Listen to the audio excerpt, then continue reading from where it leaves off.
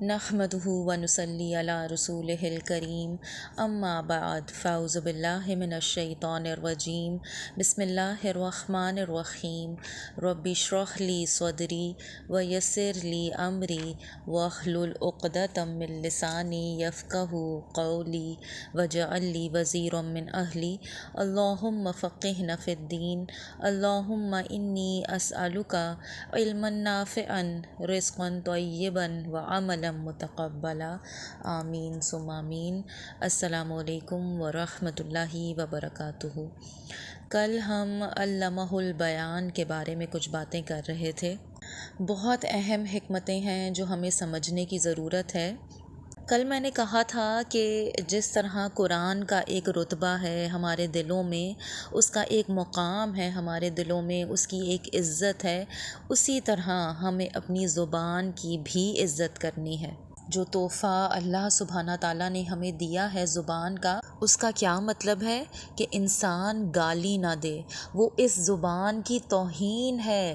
جس زبان سے ہم قرآن نکالتے ہیں، اس زبان سے ہم گندے الفاظ کیسے نکال سکتے ہیں؟ جو زبان ہمیں اس لیے دی گئی تھی کہ ایک دن ہم قرآن خود پڑھیں گے، خود پڑھ سکیں اور کسی کو سنا سکیں خدا کا کلام، تو کیا فرمایا جا رہا ہے کہ اس زبان کا کچھ خیال کرو۔ وہ کہتے ہیں نا کہ گندا لفظ تو ایمان ہونے کے بعد ہی برا ہے، اور آپ دیکھیں کہ گندا کام نہیں، گندا لفظ، گندا اسم وہ چھوڑ دو اپنی زبان سے۔ اور اکثر آپ نے دیکھا ہوگا کہ ہماری زبان کو ایسے لفظوں کی عادت پڑ جاتی ہے۔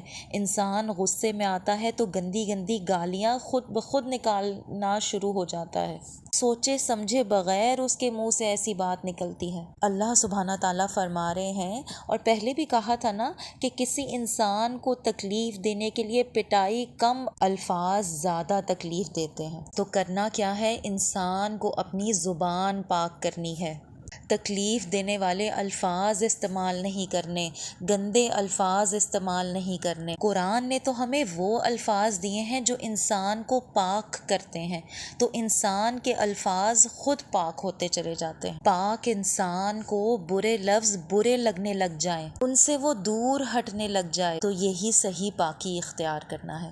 اچھا، پھر آپ دیکھیں کہ اس چیز کا نا انسان کے دل پر ڈائریکٹ اثر پڑتا ہے، پتہ ہے آپ کو؟ اگر آپ وہ لفظ بولنا چھوڑ دیں تو آپ نوٹس کریں گے کہ آپ کا غصہ بھی کم ہو گیا ہے، اور پھر آپ نوٹس کریں گے کہ آپ کا ڈپریشن بھی کم ہو گیا ہے۔ جتنے برے لفظ آپ استعمال کریں گے، عربی میں نا ایک کہاوت ہے کہ کسی ڈونگے کے اندر سے وہی نکلے گا جو ڈونگے کے اندر ہے، یعنی کہتے ہیں کہ زبان دل سے جڑی ہوئی ہے، اگر دل میں گند ہے تو زبان پہ بھی گند ہوگا، اور اگر گند نکلنا بند ہو گیا تو اس کا کیا مطلب ہے کہ دل میں گندگی ختم ہو رہی ہے۔ یہ دونوں چیزیں آپس میں متصل ہیں۔ تو یہ پہلی بات تھی بیان کے بارے میں۔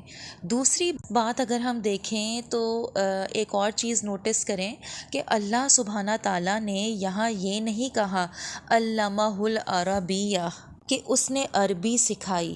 قرآن تو عربی میں ہے نا، تو تمام انسانیت کو عربی سکھانی چاہیے تھی۔ لوگ یہی کہتے ہیں کہ اگر واقعی قرآن میرے لیے ہے تو عربی میں کیوں ہے؟ میں تو اردو بولتی ہوں، یا میں تو پنجابی بولتی ہوں، سرائکی بولتی ہوں، سندھی بولتی ہوں، اور بھی جو زبانیں ہیں دنیا کی، سب نے تو عربی نہیں سیکھی، تو میرا کیا قصور کہ مجھے عربی نہیں آتی؟ تو اس حوالے سے دو باتیں میں آپ کے سامنے رکھ دوں۔ پہلی بات تو یہ کہ اللہ سبحانہ تعالیٰ نے تمام زبانیں سکھائی ہیں، صرف عربی نہیں سکھائی۔ سورۃ البقرہ میں فرمایا گیا تھا وَعَلَّمَ آدَمَ الْأَسْمَاءَ كُلَّهَا، تمام الفاظ جو آدم علیہ السلام کو آتے تھے وہ اللہ نے سکھائے تھے، اور ہم تمام لوگ کس کی اولاد ہیں؟ آدم علیہ السلام کی اولاد۔ آپ کو بولنا کس نے سکھایا؟ آپ کے والدین نے۔ آپ کے والدین کو کس نے سکھایا؟ ان کے والدین نے۔ ان کے والدین کو ان کے والدین نے۔ ان کے والدین کو ان کے والدین نے، یعنی پیچھے چلتے چلے جائیں تو کہاں تک پہنچیں گے؟ بات آدم علیہ السلام تک پہنچے گی۔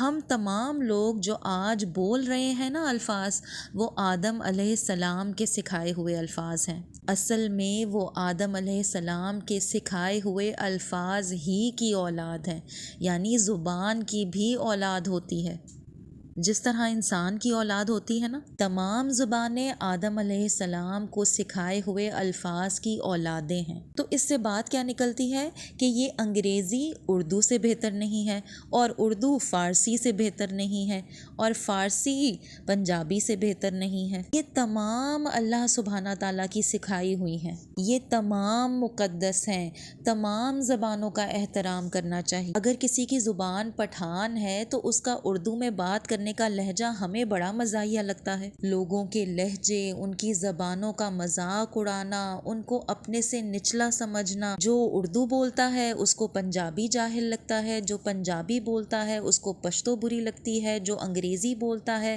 اس کو اردو بولنے والے برے اور چھوٹے لگتے ہیں۔ میں اس حوالے سے کوئی بھی مثال نہیں دوں گی، کیونکہ ہم سب یہ مثالیں بہت اچھی طرح سے جانتے ہیں۔ اللہ سبحانہ تعالیٰ ہمیں ہر ایک کی زبان، اس کے لہجے کی عزت کرنے والا بنائے۔ اچھا، تو پھر علامہ البیان سے کیا نکلا کہ اس نے تمام زبانیں سکھائیں۔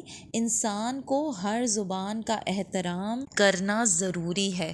اللہ سبحانہ تعالیٰ نے ان تمام زبانوں میں سے جن کو پہلے ہی عزت دی گئی تھی، جس طرح انسان کو عزت دی ہے، اسی طرح انسان کی تمام زبانوں کو عزت دی ہے، اور ان تمام زبانوں کے بعد اس نے ان میں سے ایک زبان کو اپنے لیے چن لیا، اپنی بات بیان کرنے کے لیے چن لیا۔ تو اب ہمیں عربی کی طرف آنا ہے، اس لیے آنا ہے کہ ہمیں اللہ سبحانہ تعالیٰ کے کلام سے محبت ہے۔ جیسے آپ مثال سے ایک بات سمجھیں کہ جیسے آپ شاعری سن رہے ہوں، آپ میں سے کچھ لوگوں کو شاعری کا ذوق ہوگا، تو آپ شاعری سن رہے ہیں اور آپ کہہ رہے ہیں کہ واہ واہ کیا بات کی ہے، مقرر کیا کمال کر دیا ہے، لیکن آپ کے 15-16 سال کا بیٹا یا بیٹی جو آپ کے پاس بیٹھا ہوا ہے اور جس کو اردو کا نام و نشان نہیں پتا، وہ آپ کی اس بات پر کیا کہے گا کہ mom are you okay, dad are you okay, اور پھر آپ بیٹھ کر اس کو اسی شعر کا ترجمہ انگلش میں بتائیں گے،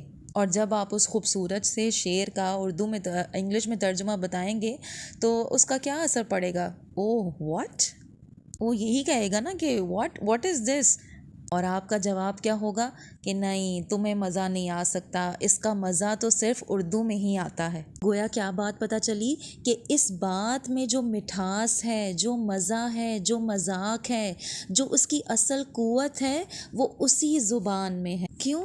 کیونکہ زبان صرف معنی نہیں ہے، زبان آرٹ بھی ہے۔ آرٹ ہی ہے نا، کسی گانے کا کوئی ترجمہ کر دے، کسی شاعری کا کوئی ترجمہ کر دے، کیا اس کا وہی اثر باقی رہے گا؟ نہیں، اس کا وہ اثر نہیں ہوگا۔ اب آپ مجھے بتائیں کہ زبان جتنی زیادہ خوبصورت ہو اتنا اس کا ترجمہ مشکل، کیونکہ آپ الفاظ کا ترجمہ تو کر سکتے ہیں، خوبصورتی کا ترجمہ نہیں کر سکتے، آرٹ کا ترجمہ نہیں کر سکتے۔ اردو میں جو ماسٹر پیس ہے نا، وہ انگلش میں جب ترجمہ کریں گے تو وہ انگلش کا ماسٹر پیس نہیں بن جائے گا۔ آپ مجھے بتائیں کہ تمام زبانوں کا ماسٹر پیس اللہ سبحانہ تعالیٰ کا کلام ہے۔ امام السیوطی کہتے ہیں کہ جتنا اعلیٰ خالق مخلوق سے ہے، اتنا ہی اعلیٰ خالق کا کلام مخلوق کے کلام سے ہے۔ یعنی آپ اندازہ کریں کہ ہم کہاں اور رب کہاں، اور پھر آپ اندازہ کریں ہمارے الفاظ کہاں اور اللہ سبحانہ تعالیٰ کے الفاظ کہاں۔ اچھا، پھر یہاں پر آپ کے ذہن میں یہ سوچ ضرور آئے گی کہ ترجمہ ہی تو ہے، بات سمجھ میں آ گئی، ٹھیک ہے، خیر ہے۔ اس بات کا مطلب پتہ ہے کیا ہے؟ کہ ہمیں پھر اس بات کا اندازہ ہی نہیں کہ اللہ سبحانہ تعالیٰ کے کلام کی خوبصورتی ترجمے میں آ ہی نہیں سکتی۔ اللہ کے کلام کا ایک خاص اثر ہے، وہ ترجمے میں تھوڑی آئے گا۔ تھوڑی سی بات تو چلے ہمیں ترجمے سے سمجھ آ جائے گی، لیکن اگر آپ شاعری پر مطمئن نہیں ہوتے ترجمے کے بعد، کسی اور کے کلام پر مطمئن نہیں ہوتے ترجمے کے بعد، کہ اس کا ایک اثر مٹ جاتا ہے، اس کا اصل ایسنس ختم ہو جاتا ہے، تو پھر آپ یہ کیسے اطمینان سے کہہ سکتے ہیں کہ اللہ سبحانہ تعالیٰ نے مجھ سے جو بات کی ہے وہ ترجمے میں مجھے سمجھ آ جاتی ہے؟ آپ کیسے یہ کہہ سکتے ہیں کہ ہاں عربی جو ہے وہ اردو سے ملتی جلتی ہے تبھی تو ہمیں سمجھ آ جاتی ہے؟ ہم یہ کہتے ہیں نا اکثر کہ بھئی قرآن پڑھ کے اردو سے ملتے جلتے لفظ ہوتے ہیں، بات کیا ہو رہی ہوتی ہے سمجھ میں آ جاتی ہے۔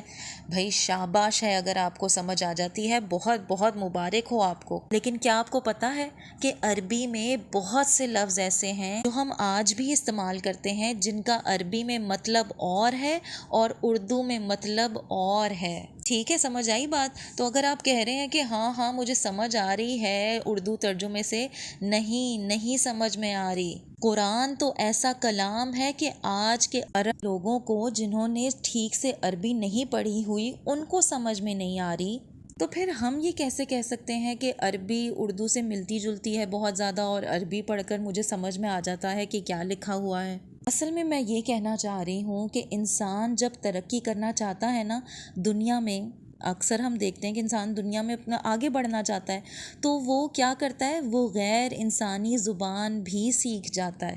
اور آپ سوچیں کہ اس حد تک کہ پروگرامنگ کی زبان بھی سیکھ جاتا ہے، میڈیسن کی زبان سیکھ جاتا ہے، فزکس اور آرکیٹیکچر کی زبان سیکھ جاتا ہے، اس کی ویکیبلری ان چیزوں میں اتنی اسپیشلائز ہو جاتی ہے کہ وہ کسی عام بندے سے نا عام ایک نارمل لیول پر بات نہیں کر سکتا۔ یعنی ایک نیورولوجسٹ اگر نیورولوجی کی زبان میں آپ سے بات کر رہا ہو تو آپ کو کیا پلے پڑے گا، آپ کو کیا سمجھ میں آئے گا؟ اسی طرح اگر کوئی پروگرامر آپ کے ساتھ کوڈنگ کی زبان میں بات کر رہا ہو تو آپ کو کیا پتا چلے گا؟ اس دنیا میں ہم اپنے مفاد کے لیے، اپنے فائدے کے لیے کیلکولس کی زبان بھی سیکھ سکتے ہیں، بایولوجی کی زبان بھی سیکھ سکتے ہیں، اور پھر آج کے دور میں تو آبویسلی جاب کے لیے لوگ انگلش سیکھتے ہیں، یورپین زبانیں سیکھتے ہیں، جس ملک میں ہوتے ہیں اس کی زبان سیکھ جاتے ہیں۔ تو اصل میں یہ کہہ رہی ہوں کہ قرآن کی زبان سیکھنا ہے، اور اصل میں نا یہ سفر ہے محبت کا،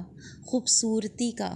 جب ہمارے اندر یہ شوق ہوگا نا کہ اللہ سبحانہ تعالیٰ نے مجھ سے اتنی خوبصورت بات کی ہے، مجھے اس بات کو سمجھنا ہے، اس بات کو سیکھنے کا میرے اندر شوق ہے، جب یہ شوق دل میں آ جائے گا، یہ میں نا آپ کو کسی گلٹ میں نہیں کر رہی، جب تک آپ عربی نہیں سیکھیں گے آپ اچھے مسلمان نہیں، ایسی بات نہیں ہے، آپ بہت اچھے مسلمان ہیں الحمدللہ ثم الحمدللہ۔ میں یہ کہہ رہی ہوں کہ جب تک دل میں محبت نہیں آئے گی نا خدا کے کلام کی، تب تک وہ سفر شروع ٹھیک سے نہیں ہوگا، اور ایک دفعہ وہ محبت کے ساتھ شروع ہوا تو اس نے جو خود وعدہ کیا ہوا ہے نا، وَلَقَدْ يَسَّرْنَا الْقُرْآنَ لِلذِّكْرِ، میں نے قرآن یاد رکھنے کے لیے آسان بنا دیا۔ کوئی ہے جو ہمت کر کے یاد کر لے، کوشش تو دکھائے، پھر دیکھنا کیسے زبان کھلتی ہے، کیسے اللہ سبحانہ تعالیٰ کا کلام سمجھ میں آتا ہے اور یقین جانے آ جاتا ہے۔ بنیادی عربی جو ہے نا وہ آپ بہت جلدی سیکھ سکتے ہیں، کوئی مشکل نہیں ہے اس میں۔ جب اللہ سبحانہ تعالیٰ نے کہا ہے نا علمہ البیان، اللہ تعالیٰ نے یہ کلام دیا ہی اس لیے تھا کہ اسے معلوم تھا کہ ہر وہ انسان جو اس کی زبان سیکھنا چاہے گا اس کے لیے سیکھنا آسان ہو جائے گا۔ یہ توقع نہیں ہے، یہ نہیں کہا کہ یہ فرض ہے، یہ ہے کہ یہ محبت کا سفر ہے۔ جس سے انسان محبت کرتا ہے نا اس کی بات سمجھنے کے لیے پھر وہ بہت کچھ کر سکتا ہے۔ جب انسان کی اپنے رب سے محبت بڑھتی چلی جائے گی تو اس کو پھر خود ہی احساس ہوگا کہ یہ میرے اور میرے رب کے کلام کے درمیان میں یہ ترجمان کیوں ہے۔ وہ خود محسوس کرے گا کہ کتنا اچھا ہوتا کہ کوئی بھی نہ ہوتا، بس میں کھڑی ہوتی نماز پڑھنے کے لیے تو میں ہوں اور میرا رب ہو، ہم یوں ہم کلام ہو کہ آپس میں ہمارے درمیان کوئی نہ ہو۔ یہ نا ہر مسلمان کا ایک خواب ہونا چاہیے۔ اللہ سبحانہ تعالی ہم سب کو یہ خواب دیکھنے اور یہ خواب پورا کرنے کی توفیق عطا فرمائے۔ اچھا، پھر آخری بات یہاں پر، اور یہ بھی ایک بڑی لطیف سی بات ہے، جیسے کہا تھا پہلے علم القرآن، اور اب کیا کہا ہے علمہ البیان. علم البیان نہیں کہا، یہاں پر علمہ البیان کہا. ہو کی ضمیر، اس ہو کی ضمیر سے کیا فرق پڑتا ہے؟ ترجمہ نکلتا ہے کہ اس نے اس کو بیان سکھایا، یعنی اس نے اس کو زبان سکھائی. میں نے آپ سے سب سے پہلے ایک بات کی تھی جب سکھانے کی بات تھی کہ سکھانے کی دو تفاصیل ہوتی ہیں، کیا سکھایا اور کس نے سکھایا. اگر آپ کو یاد ہو، بالکل شروع میں نے کہا تھا کہ قرآن کے بارے میں کہا تھا کہ قرآن سکھایا، سکھانے کا ذکر تھا، کس چیز کا ذکر نہیں تھا کہ کسے سکھایا، یعنی اوپن انویٹیشن تھی. یاد ہے آپ کو وہ بات؟ اب یہاں کیا کہا جا رہا ہے کہ اس نے اس کو، یعنی انسان کو زبان سکھائی، یعنی اب ایک قید سی لگا دی گئی ہے. پہلے قید نہیں لگائی تھی، پہلے ایک اوپن انویٹیشن تھی، لیکن اب یہاں زبان کی بات پر قید لگا دی گئی. کیونکہ اب یہ بھی بڑی ایک خوبصورت سی ہی بات ہے کہ اب کچھ آیات کے بعد نہ صرف انسان کا ذکر نہیں آئے گا، بلکہ انسان کے ذکر کے ساتھ جن کا بھی ذکر آئے گا. آپ کو معلوم ہے نا کہ اس صورت میں انسان اور جن دونوں کا ذکر ہے. تو شروع میں جب کہا تھا کہ اس نے قرآن سکھایا،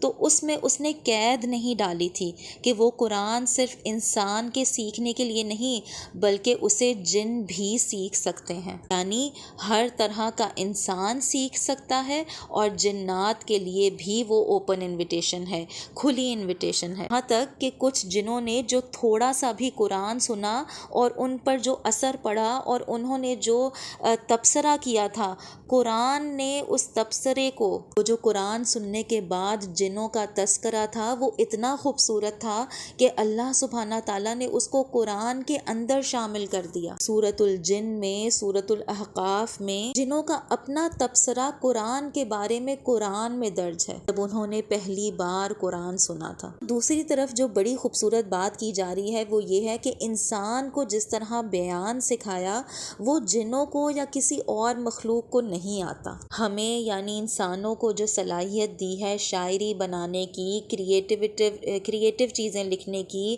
سائنس کی، مختلف لٹریچر کی کتابیں لکھنے کی، الفاظ کو خوبصورتی دینے کی، ہر زبان کا اپنا ایک لٹریچر ہے نا. ہم صرف زبان کو کمیونیکیشن کا کام نکالنے کے لیے نہیں یوز کرتے، ہم زبان کو خوبصورتی کا اظہار کرنے، محبت کا اظہار کرنے کے لیے بھی استعمال کرتے ہیں. ایسے ایسے کام ہم زبان سے نکالتے ہیں جو کسی مخلوق نے کبھی زبان سے نہیں نکالے. آپ اندازہ کریں، آج دنیا میں جتنی بھی سائنس نے ترقی کی ہے، جو بھی ٹیکنالوجی ہے، یہ موبائل ریکارڈنگز دیکھ لیں، یہ قلم کتاب دیکھ لیں، یہ تمام چیزیں پہلے زبان کے ذریعے سیکھی گئیں، تھیوری کی شکل میں، پھر بلو پرنٹس کی شکل میں. گویا اگر زبان نہ ہو تو یہ کچھ نہ ہو. اور ہمارے سے پہلے اگر دیکھیں، جہاں تک سائنس پہنچی تھی 150 سال پہلے، 200 سال پہلے، جو کچھ انہوں نے ریکارڈ کیا، پھر اس سے اگلی نسل آئی تو اس نے اس کا فائدہ اٹھا کر اسی کو پھر اگلا قدم دیا، پھر اس سے اگلی نسل آنے والی نے اس کا فائدہ اٹھایا اور پھر ایک اور قدم آگے بڑھی. کیا کسی اور مخلوق نے ایسا کیا ہے؟ کسی چڑیا نے پچھلی اور نسل کی چڑیوں سے کچھ سیکھا ہے؟ کسی سانپ نے پچھلے نسل کے سانپوں سے کچھ اور سیکھا ہے؟ انسان اسی زبان کے بل بوتے پر آگے ترقی کرتا کرتا کہاں پہنچ گیا ہے. اگر آپ کمپیوٹر ہی کی بات کریں، 20 سال پہلے دیکھیں، یہ جو پی سیز تھے یہ کیا تھے، اب وہ کس شکل اور کس ٹیکنالوجی میں کنورٹ ہو گئے ہیں. زمین آسمان کا فرق ہو گیا ہے. جو چیزیں پہلے سائنس فکشن لگتی تھیں، اب وہ عام سی باتیں لگتی ہیں. پہلے ہم سوچتے تھے کہ کیسے ویڈیو کال ہوا کرے گی، کیسے وہ زمانہ آئے گا کہ سامنے ایک دوسرے کو دیکھا کریں گے، اور اب یہ کتنی کامن بات ہے. تو یہ سب کچھ ممکن نہ تھا اگر بیان نہ ہوتا. انسان کو ایک خاص صلاحیت دی گئی ہے جس سے وہ ہر چیز میں خوبصورتی بڑھاتا چلا جاتا ہے، اور یہ انسان کی اندرونی چاہت ہے کہ وہ چیزوں کو مزید سے مزید خوبصورت بنائے. اللہ سبحانہ تعالی ہمیں ان حکمتوں کو سمجھنے کی توفیق عطا فرمائے. ربنا لا تزغ قلوبنا بعد اذ هديتنا وهب لنا من لدنك رحمة انك انت الوهاب. سبحانک اللہم و بحمدک نشہد ان لا الہ الا انت نستغفرک و نتوب الیک سبحان ربک رب العزت عما یصفون وسلام علی المرسلین والحمد للہ رب العالمین آمین ثم آمین۔ السلام علیکم ورحمۃ اللہ وبرکاتہ۔